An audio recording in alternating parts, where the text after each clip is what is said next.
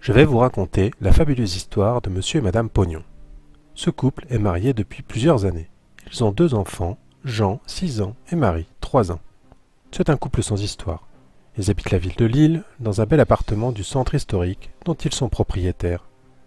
Bien sûr, comme beaucoup de monde, ils trouvent qu'ils payent beaucoup trop d'impôts.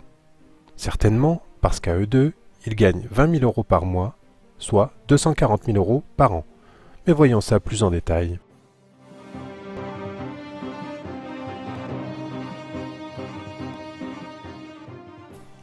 Commençons par la TVA. Monsieur et Madame Pognon la payent, comme tout à chacun, sur l'ensemble des produits qu'ils consomment. D'après l'INSEE, en tenant compte de leurs revenus, ils dépensent environ 56 800 € par an. Sur tous ces achats, ils ont donc payé 7 160 € de TVA. Cette somme représente à peine plus de 3% de leurs revenus. Regardons maintenant la situation de monsieur et Madame Lambda, qui ne gagnent chacun que 1 300 € par mois, soit un peu plus de 30 000 € par an. Avec bien moins de revenus, ils consomment forcément beaucoup moins. Toujours d'après l'INSEE, ce couple dépense près de 25 000 € par an et paye donc un peu plus de 3 000 € de TVA. Cela représente 10% de leurs revenus. Surpris? Bien non. Quand on est riche, on ne dépense pas tout son argent. Du coup, la TVA est moins lourde dans le budget, bien que son taux soit le même pour tous.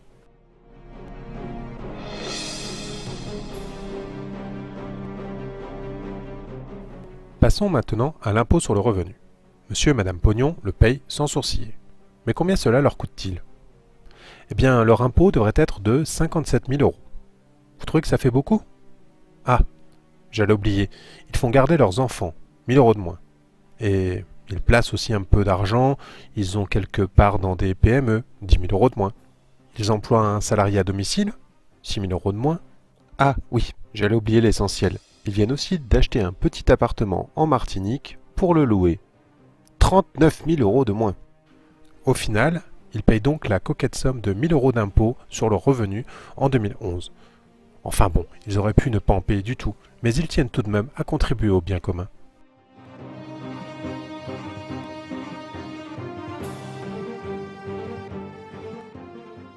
Voyons voir leur taxe d'habitation.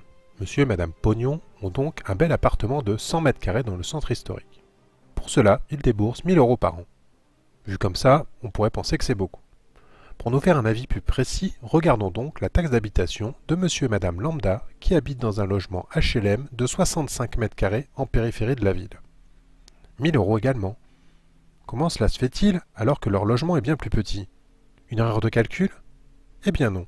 Les valeurs locatives qui servent à déterminer le montant de la taxe d'habitation n'ont pas été revues depuis les années 70.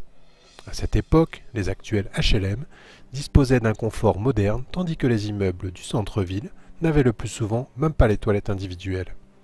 Depuis, les choses ont bien changé, mais pas ce qui sert de base de calcul à votre taxe d'habitation. De plus, il n'y a pas de réelle prise en compte des revenus dans ce calcul. Tout ceci fait qu'une nouvelle fois, les plus modestes payent pour les plus riches. Nous pourrions poursuivre ainsi longtemps, mais nous espérons que cela vous a déjà permis de voir en quoi notre système fiscal est injuste. Pour changer les choses, retrouvez toutes nos propositions sur le site www.justicefiscale.fr. Nous avons également mis à disposition un calculateur vous permettant d'évaluer l'impact de nos propositions sur votre situation actuelle.